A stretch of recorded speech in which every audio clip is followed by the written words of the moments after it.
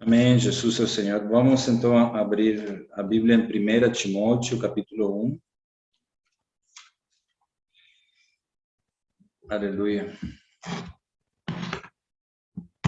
Irmãos, então hoje vamos ver sobre a economia de Deus, né? Esse é o tópico do capítulo, já entramos no capítulo 2, né, do livro Os Grandes Diamantes da Bíblia, né, que é esse livro aqui. E vamos falar de um assunto bastante importante, que muitos cristãos não têm muita clareza, né, sobre esse assunto.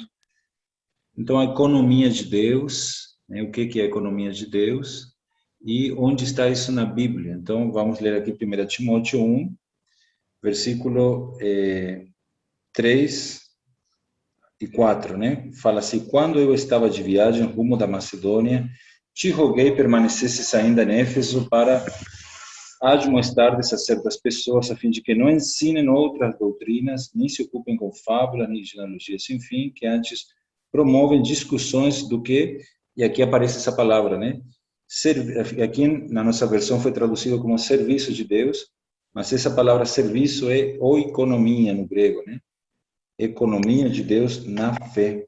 E versículo 6 fala: desviando-se algumas pessoas destas coisas, perderam-se em loquacidade frívola. Então, irmãos, esse ensinamento da economia de Deus, ele é algo que fazia parte do ensinamento dos apóstolos, que Paulo, ele lutava, né, pela fé do evangelho, e onde ele ia, ele pregava a economia de Deus, e ele aqui está encorajando o seu cooperador Timóteo para que ele admoeste certas pessoas para que não ensinem outras doutrinas. Então, ao longo dos séculos, né, o cristianismo ele tem se desviado desse escopo, né, dessa visão da economia de Deus, e tem se desviado para outras coisas, até coisas da Bíblia, né, coisas, digamos assim, de Deus, mas que não fazem parte da economia de Deus. E aí isso interfere bastante no que diz respeito ao reino de Deus, a edificação do corpo de Cristo, a vontade de Deus. Então, essa palavra economia no grego significa, a palavra oiko significa casa ou família, e a palavra nomos ou nomia significa lei. Então, seria lei da casa ou administração da casa. Então, essa é a economia de Deus, né? É a administração que Deus tem, uma administração familiar. Economia de Deus seria o plano de Deus, o plano que Ele tem. Deus tem um plano de dispensar-se a si mesmo para dentro do homem que Ele criou, a sua imagem e semelhança. Então, essa é a economia de Deus, é um plano, né, de dispensar-se a si mesmo. Então, é o dispensar o Deus triuno para dentro do homem tripartido, com um objetivo. Qual é o objetivo desse dispensar de Deus? O objetivo é ter uma expressão, né? É ter uma casa, isto é, um lugar onde Ele, Deus, né, Ele possa habitar, por isso que Ele nos dá o seu Espírito, e a economia de Deus tem como objetivo dispensar Deus por meio do Espírito, né, para nosso Espírito, para que nós venhamos ser, então, a casa que expressa a Deus. Toda casa expressa quem mora nessa casa. Então, a igreja é a casa de Deus e Deus deseja ter uma expressão na cidade, né? Cruzeiro do Sul, ali, né? na Bahia, né? Lá no DF. Deus deseja ter uma expressão em cada cidade, uma igreja que é o corpo de Cristo. Então, lá em Efésios capítulo 1, a gente vamos ver alguma coisa hoje, né?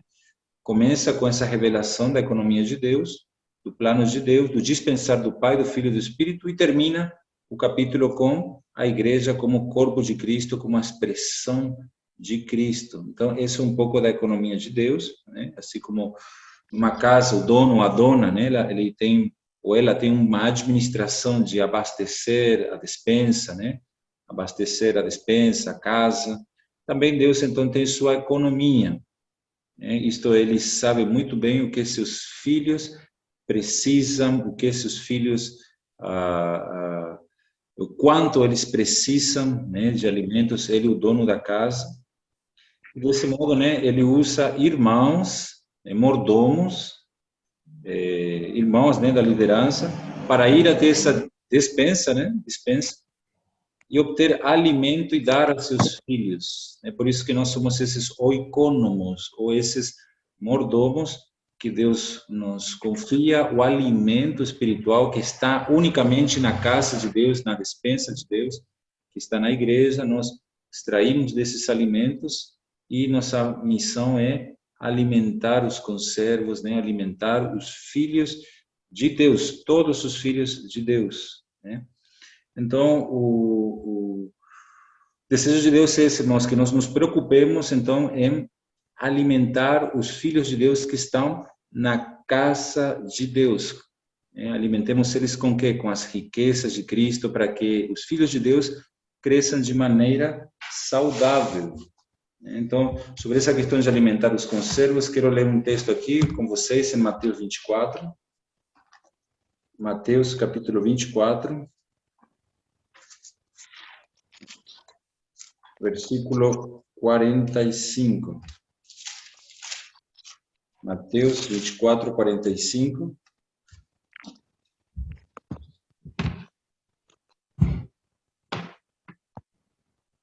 Então, vemos que a nossa responsabilidade é alimentar os conservos com as riquezas de Cristo. Quem é, pois, o servo fiel e prudente a quem o Senhor confiou seus conservos para dar-lhes o sustento a seu tempo? Então, é como se Deus estivesse colocando um anúncio no jornal, né? Uma vaga de emprego. Quem é? Né? Quem se qualifica para ser esse chefe de cozinha, digamos, né? Esse mordomo? Quem é, pois, o servo, né? Que vigia aqui, o fiel e prudente, o sábio? Senhor Jesus, aquele que o Senhor confia aos seus conservos para dar-lhes o sustento, né? Ou seja, dar de comer aos filhos de Deus dia a dia, irmãos. A gente precisa ter essa preocupação, porque a economia de Deus visa isso, né? Levar, distribuir alimento da casa de Deus. Esses alimentos são aspectos de Cristo. Bem-aventurado aquele servo a quem seu Senhor, quando vier, achar fazendo assim. Em verdade, vos digo que ele confiará todos os seus bens. Então, a gente vê aqui que essa pessoa vai ser promovida, né? Quem está servindo hoje como mordomo na casa do Senhor vai ser promovido para se tornar um rei no milênio. Então, a economia de Deus, né? É isso, é na fé, o dispensar de Deus na fé. E em Timóteo a gente acabou de ler, né? Que muitos se desviaram do alvo, né? E Deus quer que nós possamos retornar a esse alvo, né? Que é o plano de Deus de dispensar-se a si mesmo, irmãos, para dentro do homem tripartido. Então, agora vamos entrar em Efésios, né? Efésios, lá fala sobre a economia de Deus, né? O dispensar do Pai, que é o que planejou e se expressa no Filho. Vemos também o dispensar do Filho, né? Que é a redenção, a obra da redenção, e o Filho se expressa, né? No Espírito, né? E temos a obra do Espírito, que é de selar os filhos de Deus, né? E o Espírito também se expressa ou se manifesta na igreja, que é o corpo de Cristo, o Espírito que movimenta todo o corpo, né? Graças ao Senhor, o Pai planejou, né? O Filho executou, e o Espírito é aquele que sela, que confirma. Esse é o Deus triuno, esse é o plano de Deus. O Pai planejando, o Filho executando, né? E o Espírito selando e confirmando, convencendo, guiando, conduzindo. Essa obra do Espírito. Para tudo é para gerar a igreja, para a igreja, irmãos, né? A igreja é o centro ali do plano de Deus, né? Tudo que Deus fez é pensando na igreja, né? Louvado seja o Senhor. A igreja, claro, né? Como noiva de Cristo, como complemento de Cristo, como corpo de Cristo, né? Para que Deus e o homem possam viver unidos um com o outro. Então vamos lá, né? Efésios 1:3 fala assim: bendito Deus e Pai de nosso Senhor Jesus Cristo, que nos tem abençoado com toda sorte de bênção espiritual nas regiões celestiais em Cristo. Bendito Deus e Pai, irmãos, de nosso Senhor, bendito. Então, se você puder comparar esse versículo 3, Efésios 1, com Salmos 31, 21, Salmos 31, 21,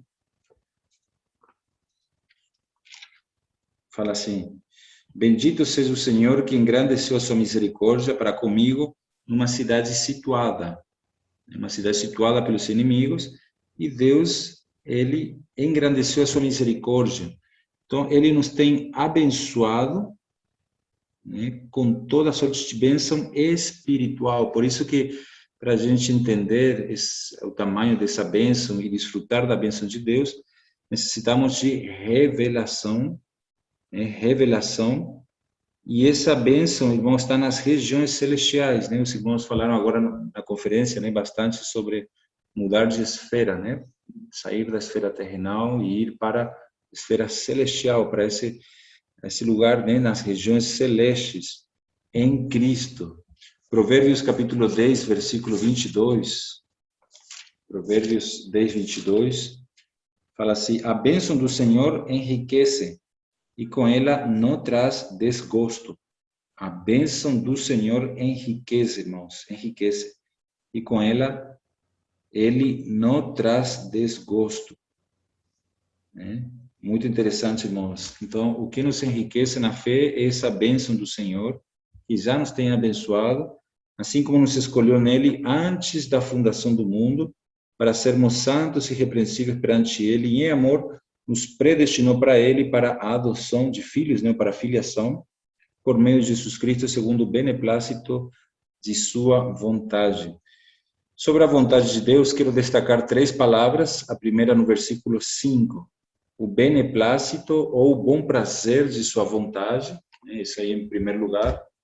Segundo, no versículo 9, o mistério da sua vontade, versículo 9. E terceiro, versículo 11, o conselho da sua vontade, irmãos. Então, nós temos essas 3 definições para a vontade de Deus: bom prazer da sua vontade, que essa vontade é um mistério, e a economia de Deus é a revelação, então, desse mistério.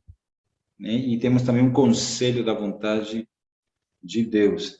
Aí, então, nós temos aqui, irmãos, nós temos, então, a obra do Pai, de nos escolher e nos predestinar para Ele, para nos tornar filhos maduros por meio de Jesus.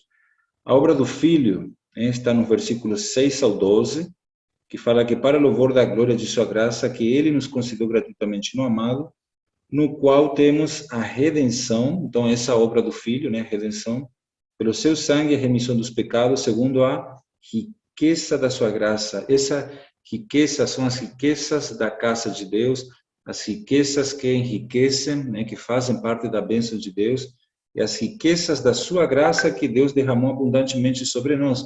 A riqueza, irmãos, que Deus está interessado em derramar sobre os nossos corações, não são bênçãos materiais e não são riquezas materiais. As bênçãos são bênçãos espirituais, e essas bênçãos espirituais são a bênção de ser escolhido, a bênção de ser redimido, a bênção de ter a graça de Deus, a bênção de ter a revelação do plano de Deus, a bênção de ter o selar do Espírito. São essas bênçãos, que são as verdadeiras bênçãos. O que tem a ver com material, irmãos, isso aí é uma consequência. Tem um versículo lá em Deuteronômio 28,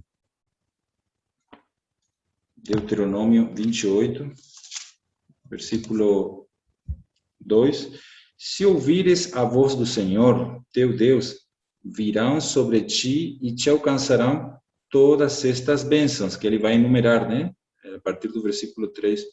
Então, se a gente, irmão, está preocupado em ouvir a palavra de Deus, ganhar a graça, ganhar revelação, ganhar Cristo, as bênçãos, do cotidiano, elas vão vir até nós. Não é a gente que corre atrás, que faz campanha, essas coisas assim, como é pregado ali fora, mas é apenas desfrutar de Cristo, que Ele vai cuidar de nós, porque Ele é o nosso Pai e Ele cuida de nós, Ele honra aqueles que o honram. Então, prosseguindo, Efésios capítulo 1. Aí fala sobre a riqueza da sua graça, versículo 8, que Deus derramou abundantemente sobre nós em toda sabedoria e prudência, desvendando-nos o mistério da sua vontade, segundo o bom prazer que propusera em Cristo. Essa revelação é de fazer convergir ou reunir nele, em Cristo, na dispensação, aqui a palavra é economia, né? Ou economia, na dispensação ou administração da plenitude dos tempos, todas as coisas, tanto as do céu como as da terra. Nele, digo, no qual fomos também feitos herança, nós somos feitos herança para Deus, irmãos, predestinados segundo o propósito daquele que faz todas as coisas conforme o conselho da sua vontade. Isto a fim de sermos para louvor da sua glória, nós que de antemão esperamos em Cristo.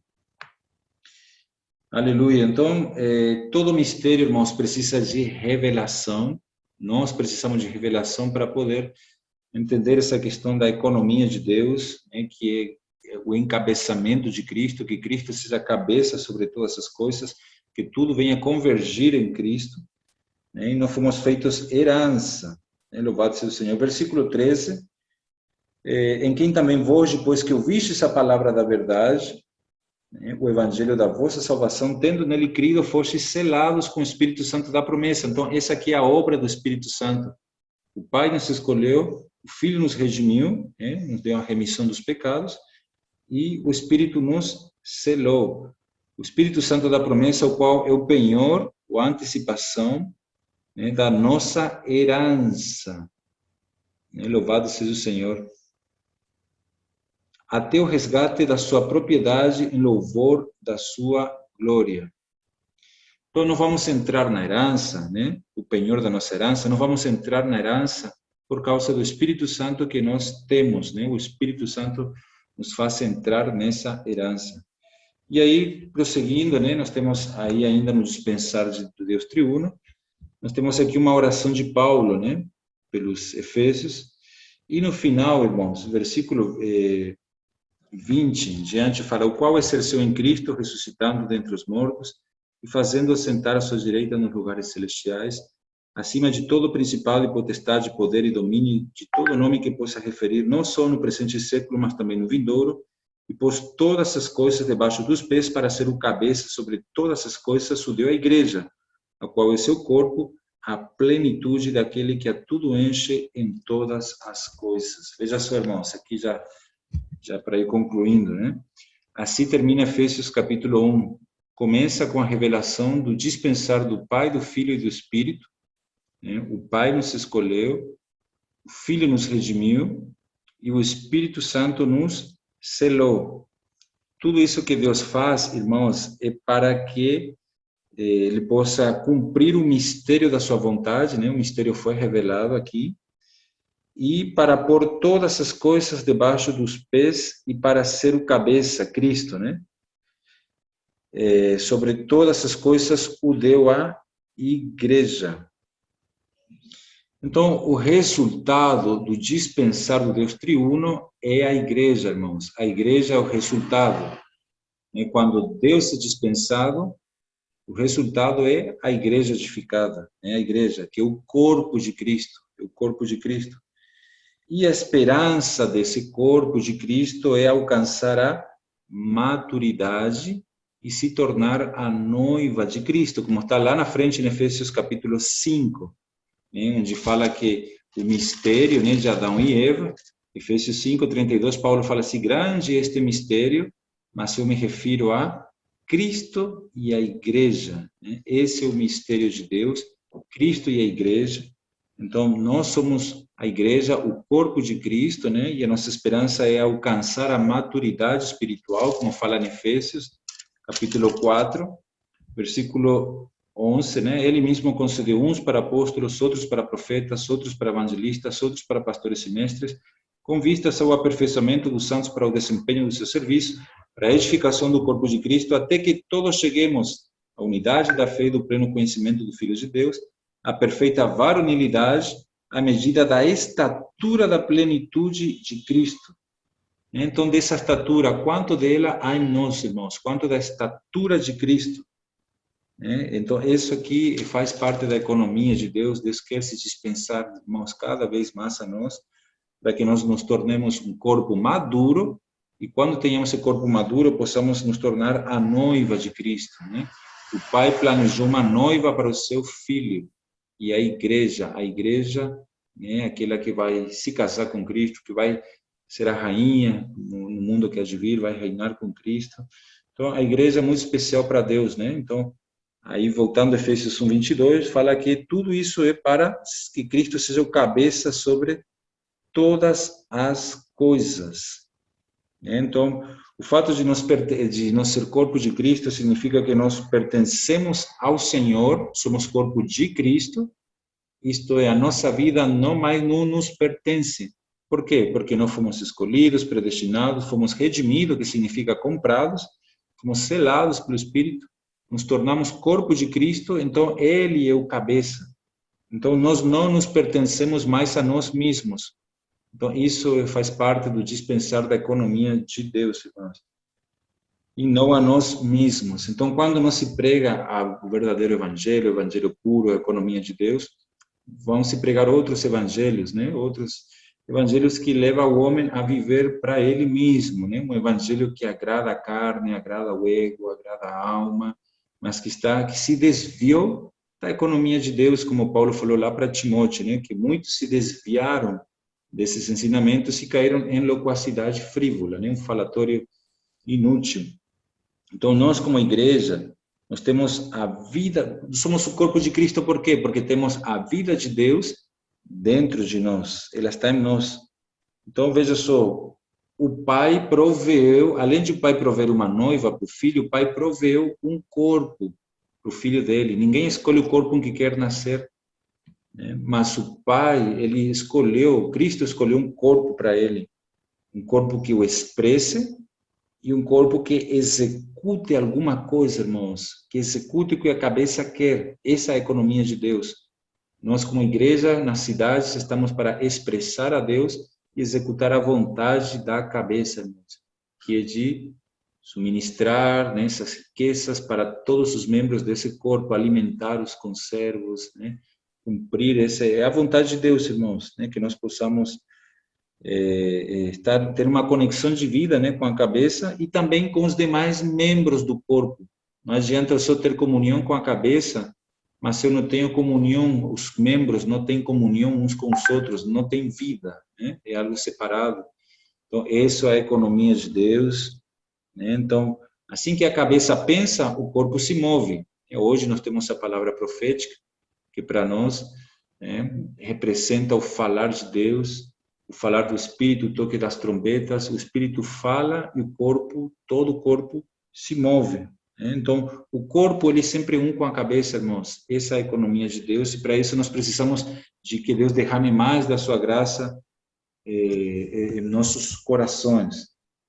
Então, e tudo isso, irmãos, né, resumindo aí, né, já por causa do tempo, vamos aí concluindo. Esse é o plano de Deus para as nossas vidas, né? Dispensar Cristo, dispensar esse Deus triuno, para que Ele possa habitar em cada um de nós, nós possamos ser a expressão de Deus, irmãos, possamos executar a vontade dele, né? Que hoje, por exemplo, é sair a orar pelas pessoas, né? Fazer reportagem, pregar o evangelho, ter essa questão do cuidado mútuo, né? Apacentamento. Isso aí é o que a cabeça está pensando hoje, queridos irmãos, né? Então, a cabeça é o que organiza, direciona, né? E ele deseja governar por meio do seu corpo. Ele quer governar, irmãos. Cristo quer governar por meio de você e de mim, né? Amém? Que o Senhor possa nos usar para cumprir a sua economia. Amém? Então, vou parar aqui. Jesus é o Senhor.